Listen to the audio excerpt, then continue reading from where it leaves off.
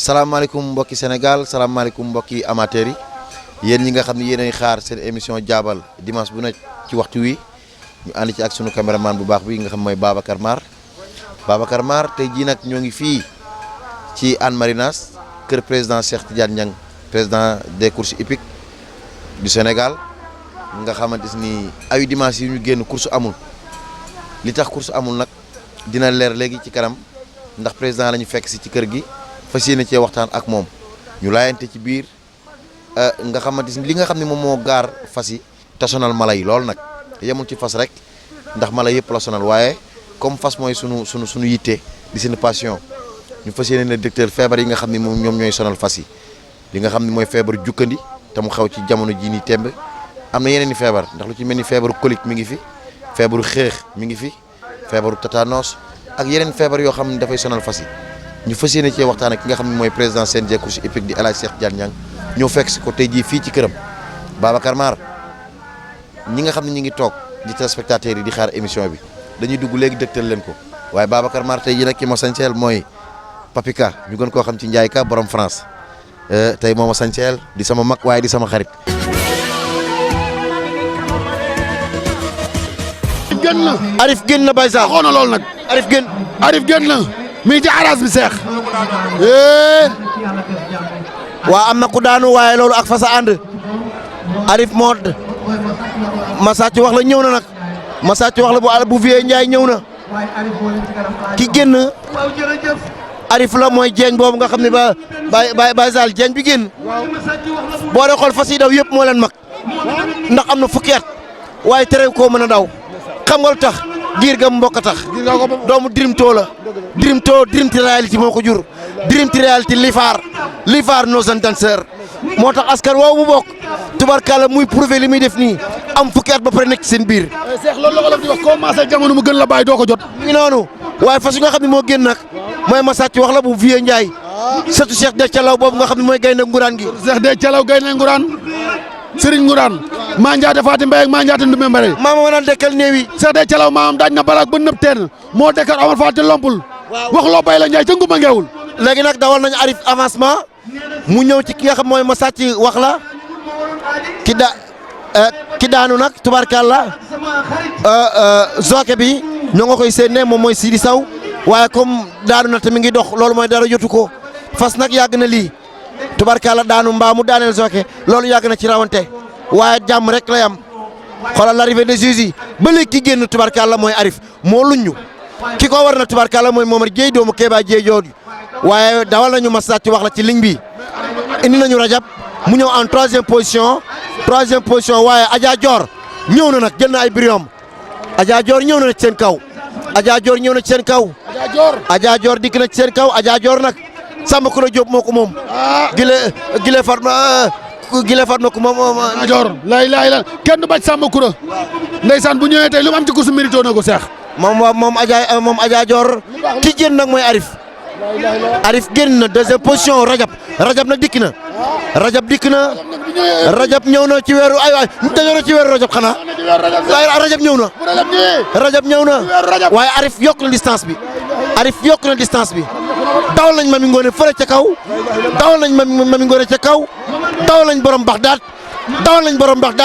waaye dawal nañ Ndey Fall 3 nag dawal nañ waa borom Baxdaat de bu ànd ak Rajab wàcc na waaw ndeysaan borom Baxdaat bu ànd ak Rajab ak Arif lépp tubarkal di këri diine xoolal Rajab génn na ñoo ngi ci weeru Rajab génn na ñoo ngi ci weeru Rajab weeru Serigne Fallou Mbacké bi la ñu ne Rajab génn na ñoo ngi ci weeru Rajab génn na dawal nañ Mami Ngoone ci aras bi dawal nañ borom Baxdaat dawal nañ barakatu dawal nañ Mami Ngoone Rajab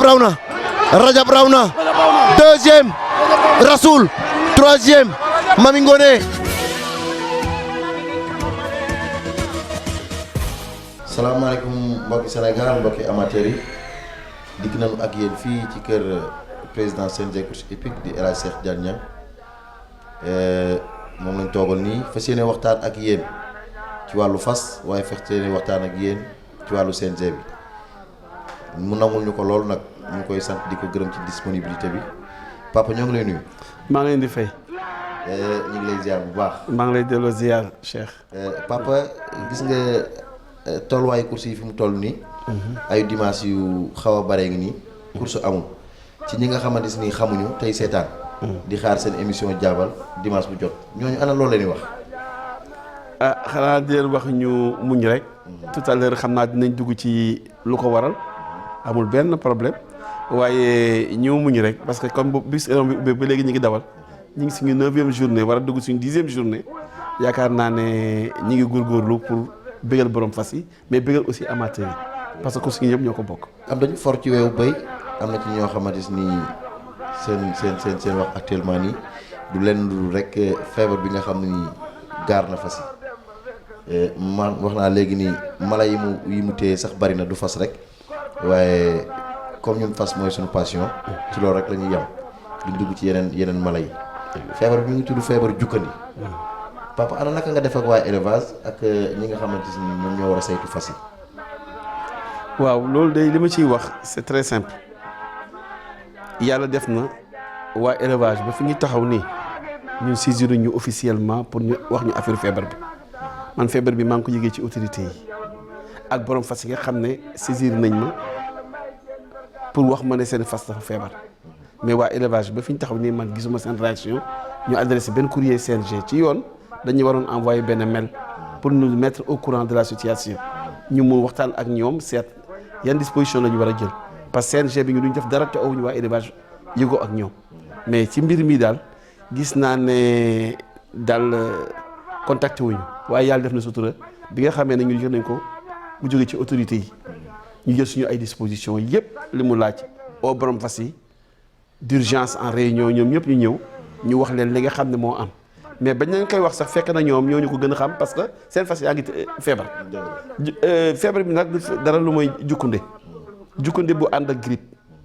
muy mu ñu koy ooyee gurum muy feebar bu xaw a doy waar waaye nag du lu méchant trop parce que daanaka bi nga xamee ne loolu am na rek borom fas yi dañ jóg uti ay vétérinaire privé saisir leen dem def le tour des écuries vraiment def nañ ci liggéey boo xam ne ba fi ñu taxaw di wax nii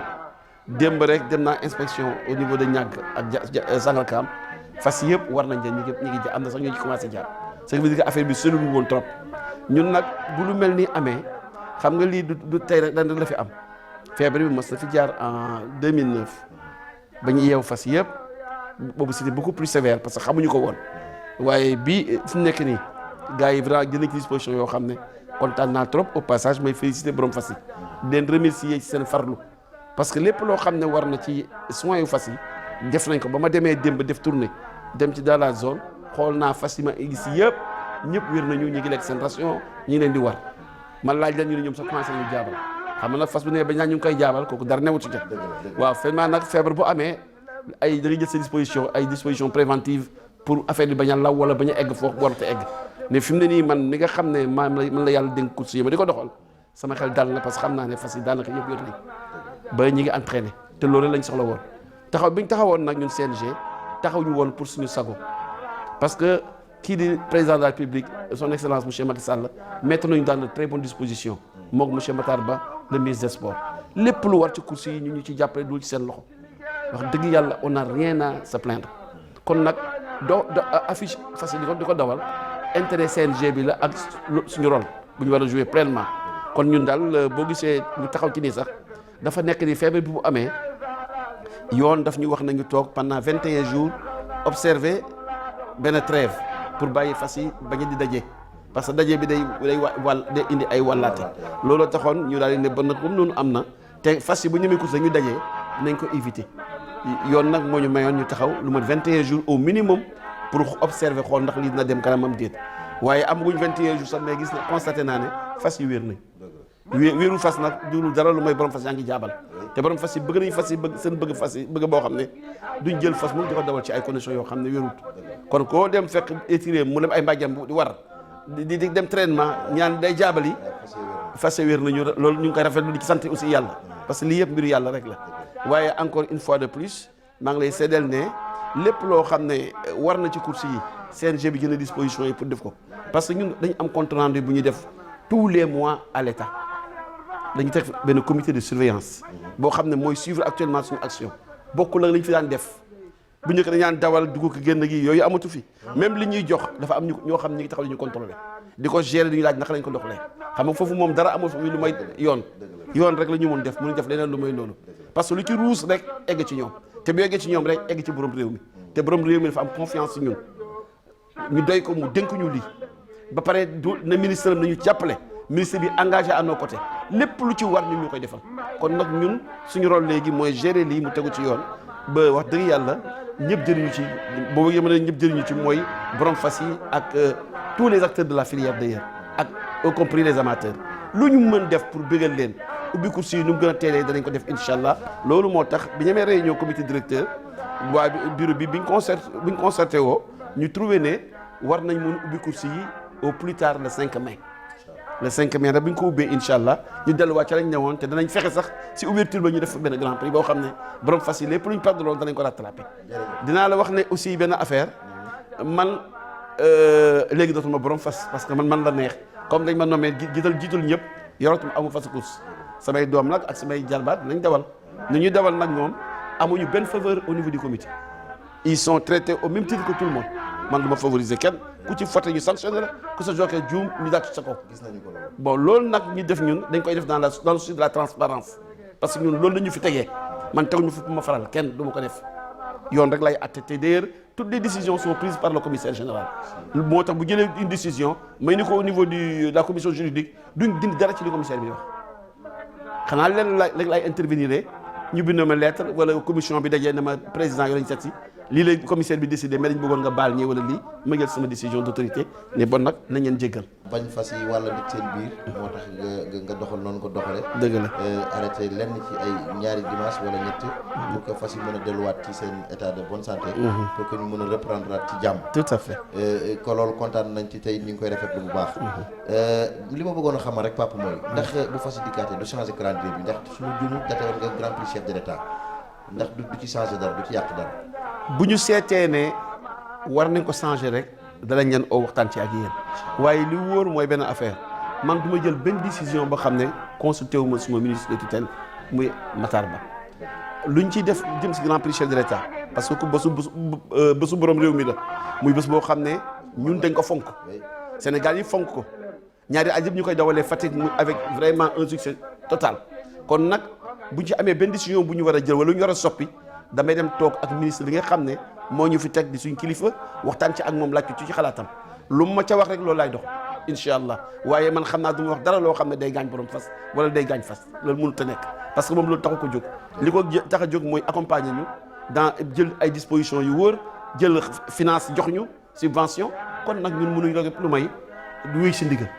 comme ndigal ñu fi teg nañ ko déglu buñ ci eggee ne ko kat bés bii bésu borom bërëk bi ñëw na lu ci sa xalaat impression bu mu ci jox rek dinaa woote très rapidement propriétaires yi au niveau du CNG ngi def une réunion une rencontre waxtaan ci ba trouver un compromis def ko fa waaw ñii sax ñu ngi may sonal naan lañ bëgg a dawal ren grand prix bi à Thiès par-ci par-là mais Thiès si Sénégal la bokk te Thiès lépp Macky Sall ko ilif waaye nag dafa nekk ni Macky Sall nag ñun ñoo taamu woon ñun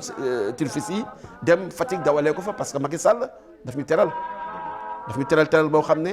benn sport bu mu yóbbee ne wax ne ëppale wuñu ci Macky Sall parce que bu fekkee ne li nga xam ne mooy dawalee mooy mbirum xaalis bu ooyee wàllu naas ne jël leen temps jox course hippique ba ñoo ngi ci góorgóorlu même bu ñu deful la mu wax yépp sax ñu ngi cay def effort boo xam ne moo ñu permettre ñuy dérouler ba soxla luñ kenn dërëm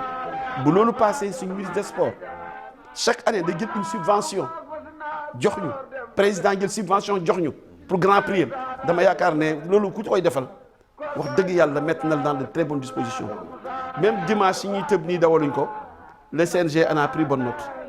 parce que li ñuy def mooy bu ñu demee réunion pour revoir affaire calendrier bi nga doon wax on est obligé de toucher le calendrier parce que jour yi ñu dawalul nii ay bés la ñu programmé woon mais yëpp dañ koy reporter fa course normalement le 21 juillet dañ ko waroon tëj danañ ko yóbbu ba le 31 juillet bu mu nee nekk pour rek bégal borom fas yi parce que li ñuy joxuñu ko pour ñu utiliser ko pour dara lu may pour dawal fas gérer filière bi loolu nag lépp loo xam ne ruus na ci duñ ko def dara lu may delloo ko ci borom fas yi rek ñun loolu mooy suñu objectif di la wax ne aussi au passage maa ngi gërëm amateurs yi gis naa ni nga xamee ne ñu ngi koy ñëwee ci course yi fi mu ne nii vraiment ils y viennent à cœur ba pare ñu supporter fas yi muy bànneex si ñëpp boo fa ñëwee ambiance bi ba pare yàlla dafa ñu sutural lépp ñu koy def si jàmm ak salaam parce que lu jàmm amul rek du dem te gis naa ne amateurs yi passionné nañ trop ci fas yi werante beeg coow yi sur une bi comme ni nga ko gisee à la télévision loolu mooy li neexal course c'est une passion ku ne am na foo far waaye nag na am ci cadre lu fo rek bu jeexee ku ne ñibbi ñu ànd si jàmm ak salaam def ko ba yàlla may ñu mëtali saison bi ak jàmm. jërëjëf Papa voilà merci. yi kàddu nga yegg ci ku ko dégg xam ni kàddu góor la ku ko dégg xam ni kàddu ku mat njiit la. mais damay faral di wax nag ni yàlla du yónni ku nay waaye du yónni ku ñaaw. te ku xool sa toogaay bi dégg ni nga waxee ni di nga xam ne yaa ngi waxe ak xol. nga xam ne yaa ngi waxe ak yéen ñëpp jàmm. dëgg la ñang jërëjëf waaye bu ñu seetloo li nga xamante ni moom mooy première édition Grand Prix Première Dame mu am fële ca Louga depuis 1987 façon ñu wax cuuc rawoon ko première édition bi. dëgg la cuuc yow nga moom ko. ci même année bi en 87 ñu dawal Grand Prix chef de l'État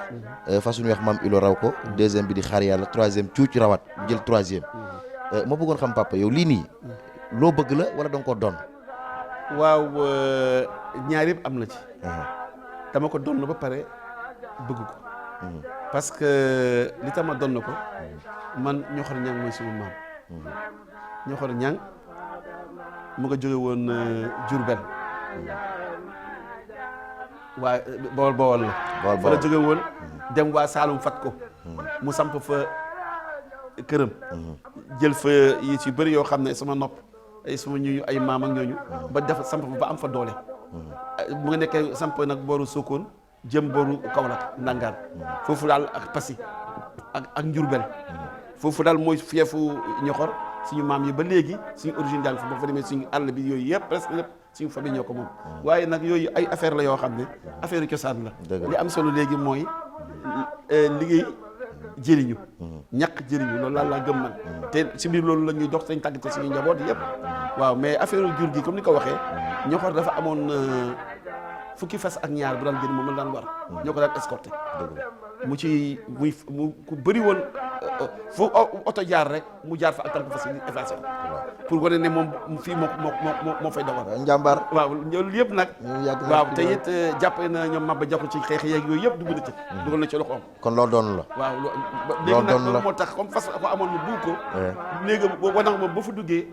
boo expliqué kër gi rek dégg fas yi commencé ñi xam kon nag wax dëgg yàlla loolu daal mooy li ma ci bëggoon waxal dina xamal ne rek fas dama ko donn waaye nag sama passion moom ki dugal ba may egg ci foo xam ne fi mu ne nii mag sama njaboot ëpp na la doole waaye nag yàlla baax na la ca maam sa te koy jël jeex na te dégg nañ ni nga ne Alaaji Ñoxor Ñang mu baax mi moo nekkoon sa maam tubaarkàlla moo nekkoon sa maam waaw mooy sama maam mooy sa maam la ca maam sa te koy jël su ma jumul fas woowu nga xam ni doon na daw ci ko si tëdd doon Ñoxor nga moomoon ko kon moom nga ko tuddee waaye parce que fas bu noonu la amoon doon ko war moom ndeysaan ak fukki fas ak ñaar waaye moo jiitu ci kanam ak fas woowu nag dafa xaw a jeeñ moo tax bi ma amee jéng rek ma ne ko kii na ko tuddee Ñoxor ndeysaan faf yàlla def mu nekk gagnant daal delloo mbattu ca daala Ñoxor daw am na 58 premiers si juróomi at victoire mënu ko passé mënu ko weesu par la dem raw ba mun amul defet ñu di forcé ko dàq ko yóbbu ko dem mbayaar mu mën mbayaare ñu dàq ko yóbbu ko naaru góor waaye foo def fu mu dem rek wane fa miracle loolu may ak suñu borom la wax dëgg yàlla may ak suñu borom la papa dañ lay def leen fekk yàlla Ñoxor moom nekkoon na façon xam ne bii uyu na trondoom jërëjëf papa xanaa ñu nga wax ban course nga bëgg ñu tegal la ko ñu dawalal la ko bu ko defee nga ànd ndoog téléspectateurs yi seetaan ko waaw ak ko bàyyi naa ko seen loxo parce que affaire course yi moom li ngeen ci xam sama xamuma ko parce que yéen vous êtes vraiment bien équipé c'est une équipe boo xam ne dana neex amateur yi rek nga tegal leen ko Babacar Mar kon ñu bàyyi la nga tegal président course bi nga xamante ni mooy course bi nga xamante ni Béti Baaw raw na ko ba tey waaw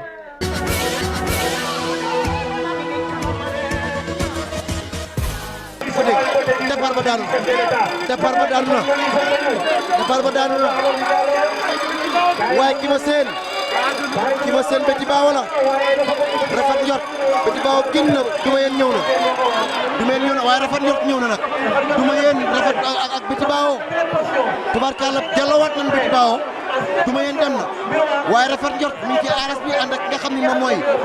Maxa Fall kii jën duma yéen la duma yéen doomu Descartes parc la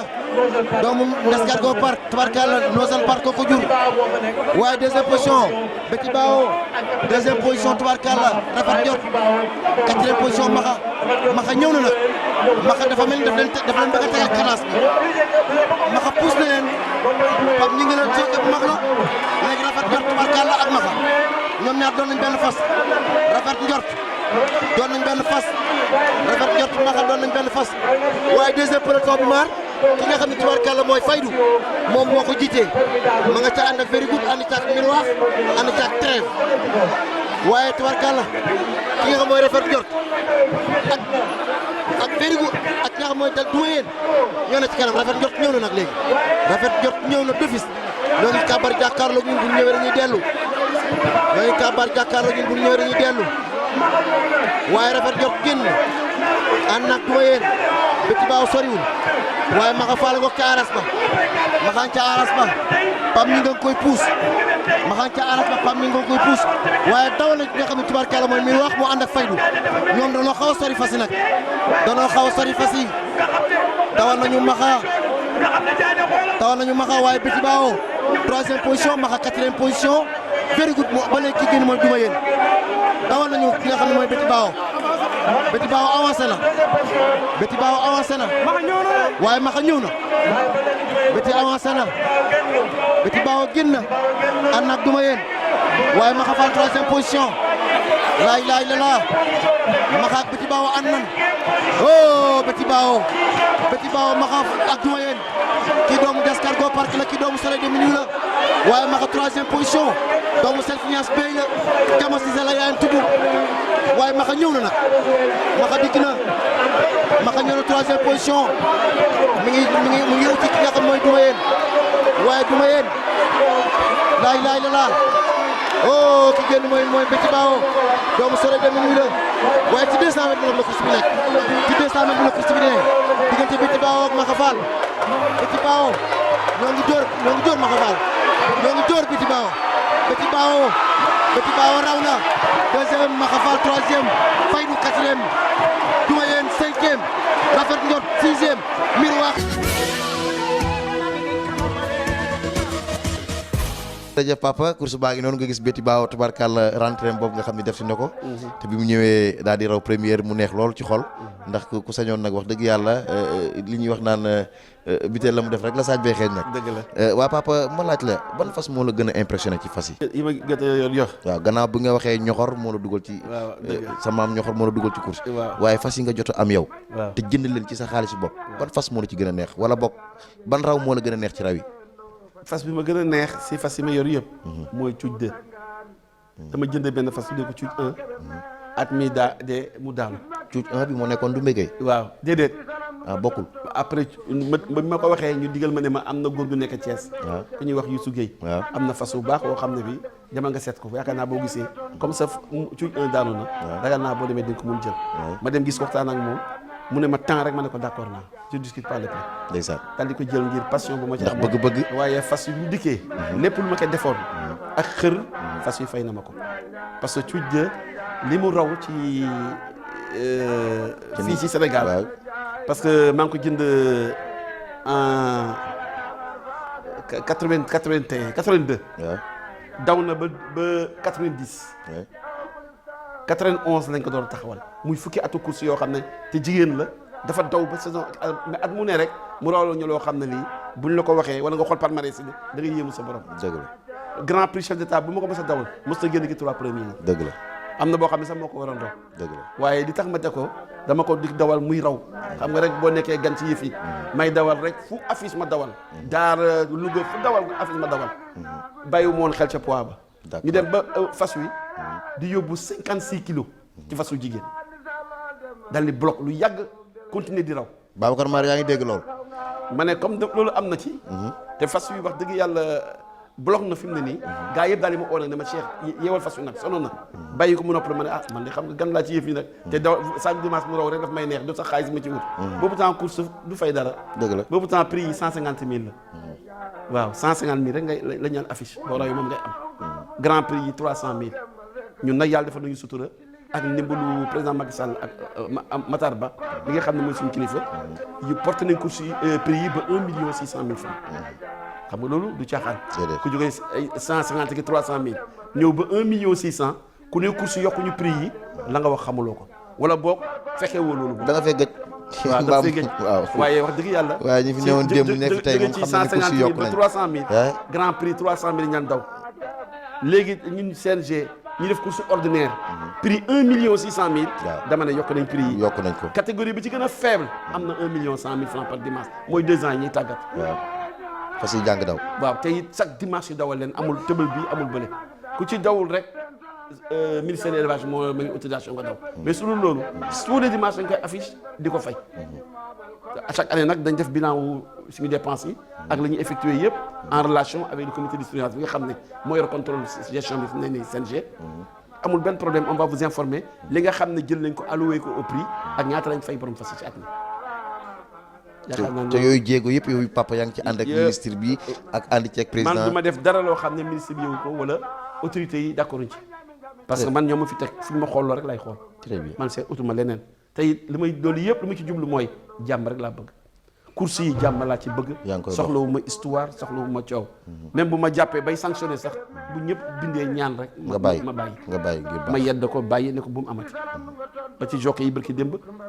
commissaire bi suspendre le 8 jockey. seen indiscipline ci course ba. grand prix bi am ñu naan duñ dawal duñ war fas ci am ay contrat ci borom propriétaires yi. amuñ ci droit.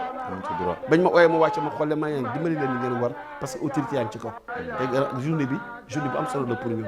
finalement ñu bokk d'accord jox ma cër aussi. ne ma may nañ la loolu danañ la war mais ba ñu waree ba pare commissaire yi moom xoolul la ma wax ak ñoom dafa jógee dem au commission juridique waxtaan ak ñoom jël ay sanctions yoo xam ne yu sévère. suspendre 8 jockeys yëpp amaan leen. ba ma ñëwee réunion nag gars yi woo ma bi ñu externe la ma gars yi ne yaa président foo ñu gis la au commissaire yi jox leen seen gëdd d'abord. ne leen li ngeen def ànd naa ci waaye nag en tant que président du CNG dama leen di ñaan parce que ma voix quand même elle est prépondérante. waaye comme néanmoins dama leen di ñaan bàyyi affaire de sanction bi bàyyi leen ko ngeen jox leen ay avertissement je préfère. ñoom it ñu ay nit ñu neex a waxal ñëpp d'accord ci dem président loolu nga wax rafet na fekk si nañ ma lever sanction yi te bu ma neexoon bàyyi ko loolu am mais loolu du defar. suspendre 8 jockeys si course yi. kon la fay des lan la ma yéen bu leen def loolu. comme affaire bi mouvement de ay grève la ñuy wax ay ñàkk fayda. te génn nañ ci ba ñu excès.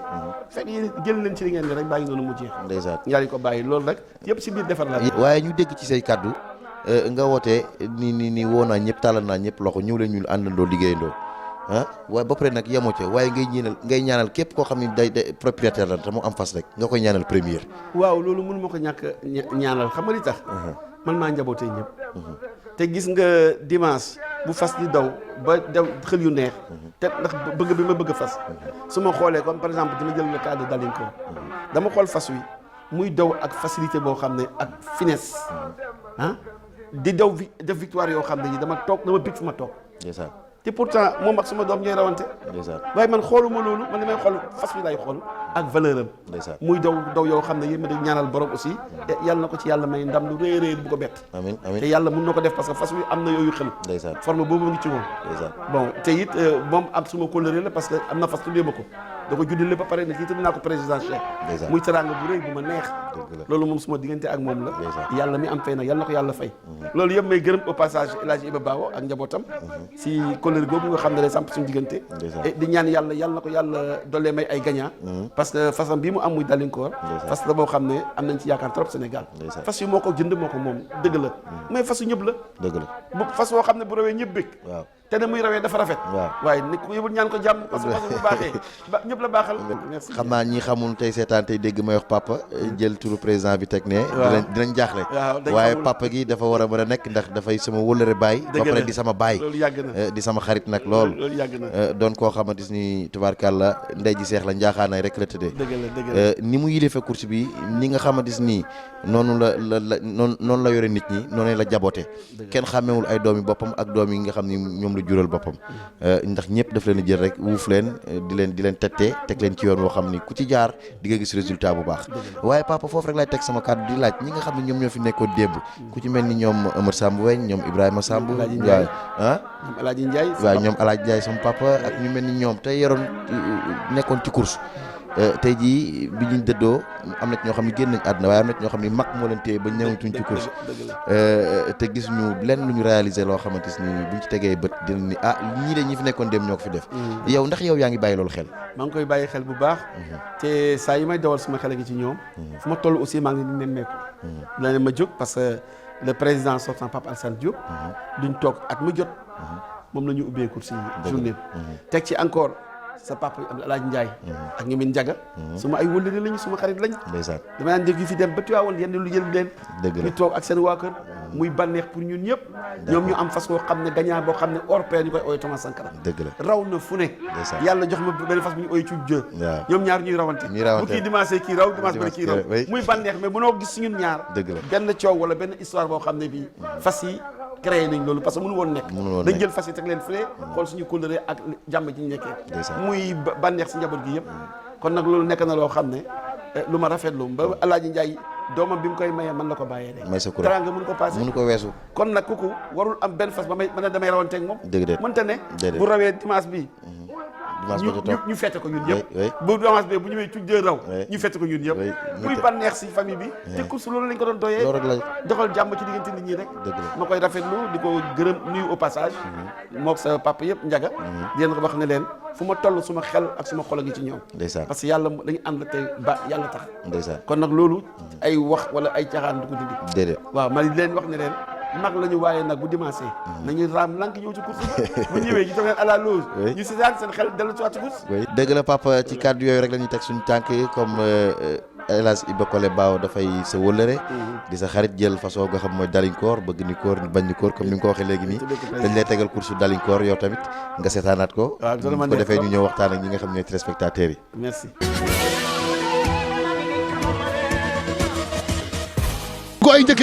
départ ba daanu na gars yi jóg nañu départ ba daanu na waaye maa ngi seen kax mooy jaane ànd nag waaye dalinkoor it ñëw na jaane ñëw na dalinkoor ñëw na jaane ñëw na ànd nag dalinkoor jaane ànd nag dalinkoor jaane ànd nag dalinkoor waaye dalinkoor doomu dane kër la dañoo bokk maam ñaani fa see bokk benn maam deret dafa fort ñu bokk matière bi ni dawee waaye kii génn tubarkalla mooy dalinkoor bu Baye Iba Collé Bao Baye Iba Collé Bao nag mooy wax bëgg ni kóor bañ ni kóor waaw Baye Iba Collé Bao yàlla na fi yàgg te wér nekk na ci course ba nekk ni kenn mu sa defar ay waxam kenn mu sa defar jikkoom mooy waajur ci Omar Bao mi raw léegi Grand Prix ñoom ñaar doon nañ benn fas waaye ki nga xam mooy jaane dafa lànk ni du bàyyi jaane nag tey jii dafa mel dafa nar a décidé jaane bàcc sama kuréel moo ko indi tey ci course bi tonton Ndiaye sama waa ji indi ko waaye ki nga xam moo génn ba léegi mooy dalinkoor doomu dane kër la waaw doomu dane kër la waaw dane kër tubaarkàlla mooy baayam Zamindar Golwez Mr Prospector waaye Daaru Khoudoss mi ngi ci groupe bi bu Abdou Khadir Mbaye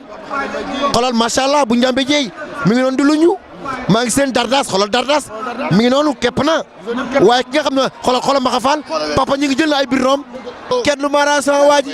Mara bu ko fekkoon dal Cheikh Ndiaye ma ne ko waa Mara mun ma fas suñuy tànk la ñu jaar yàlla na ko yàlla may wér Cheikh ku baax ku bëgg nawleem ku mën a wax lu rafet ku gore ku mën a boole ak bopp macha allah dikk na deuxième position macha allah Major ñëw na noonu ca tàllal ma Major moo jàll ca tàllal ma Major jaar na ca oh macha allah waaye dalinkoor a ngi yokk distance bi. Dambaaw ko indi mu ànd ak Adama Bao. la ilaha illallah ndax Omar Bao dafa ne ci ay yitte tey. dëgg la xanaa xamoo daam daf ne dan Omar rek ni ko dooma gën a baax. la ilaha illallah dalinkoor génn na deuxième position Jaane bàyyi na Jaane dafa dik waaye dalinkoor daal tubarkalla moo génn deuxième position Massala la troisième position Dardas la quatrième position Maxa Fall. jërë ngeen jëf gis ngeen course boobu nga xam ni foofu la xew ci podrop El Hadj Ndiamo Kodou Diop foofu ca Thiès dalinkoor raw ko waaye ju dikkaat toogaat ak ki nga xam mooy président CNG course hippique papa ñu bàyyi la rek nga joxe sa mot de la fin ci sa diggante ak propriétaires yi ak ñi nga xamante ni ñooy amateurs yi waaye ak jockey yi ñu bàyyi la rek nga joyal ay kàddu jëmale ko ci ñoom. waaw merci bien mon fils kàddu gi may joxe ak message bi may passé mi ngi jëm ci amateurs yi ak propriétaires yi leen wax ne mbirum course yi ñi ñëpp ñoo ko bokk man moomu ma ko lépp lu ci waay bind wala nga gis lu la neexul bind ma soo mënul bind may naa la nga jóge sa kër ñëw si bureau CNG altine bu ne am na réunion ak alxames engagement yi ñëwal wax li la naqare ñu waxtaan ci ba jublu si waxtaanee ba jublu rek trouver solution parce que toujours solution dina am ay lii laay dogal ak jël décision yooyu dafa nekk loo xam ne mënut a ñàkk ci nu mu tudd si sport boo gis foog mu am ay décision yooyu jël waaye li wër ba wër mooy képp ku sosu daal la ñëw ci man nga am lu la naqari ci raw course bi wala ci biir rawante bi bul gêné wu solo sa daal la nga ñëw ci ñun wala nga bind ñu lettre danañ la tontu bu neexee yàlla boo ñëwee ñu wax la loo mën a dégg rassurer la def na mu gën a baaxee ñi ñëpp ñu bokk ndey bokk bàyyi parce que loolu moom mu nekk ci pomi mais créer ay division ay tongook mere yooyu man xaw ma loolu ay clan man xaw ma loolu képp ko am clan daal nga des professionnel man yóbbu ma clan waaye ngeen xam ne rek kenn amu fi benn faveur au niveau du CNG boo xam ne privilégié amul ay kii sama doom la ak sama jarbaat amul yoon rek la ñuy doxal la preuve décision yi am ci course bi yëpp man du ma si jël benn décision on a un commissaire général avec une commission juridique bu ñëw appui yow ñoo koy superviser di jël ay les sanctions qui s'imposent soumettre ko à mon approbation man loolu luñ sanctionné rek ma approuvé waaye nag lépp lu ma ci mun def pour sotti ndox bu tàng danaa ko ndox mu sedd dinaa ko def kon nag man loolu laal lañ ma fi tegee loolu tax may diriger ak dal ak jàmm di leen wax ne lii ma yor ne ku ne mën na ko yor waaye nag comme man na ko yàlla dénk pour le moment danaa ko def suma kéemtulaay kattan ba lépp tegu ci yoon ba ñëpp bég ba li ngeen bëgg ci course bi yàlla defal ñu ko. ñu lay ñaanal yàlla nga yeggale ak jàmm. amiin yaa rabbi yàlla nga yeggale ak sa sago. ndax fi nga fekk course démb daal bi nga ñëw da nga ko fay dindi. te ku yokkul ku ne da ngaa wàññi waaye yow day wàññiwoo da ngaa yokk. dëgg la ndax ndox mu sedd boobu nga wax ni da ngaa bëgg képp ku ci ba képp koo xam ne am nga loolu naqari bu ñëwee ci yow jàngoroom daal di saafarawu. loolu mbaax rek moo ko waral. moom laa wax léegi ni yàlla du yónni ku nay waaye du yónni ku ñaaw. te yow ba nga yore course yi ba léegi kanam rek la jëm.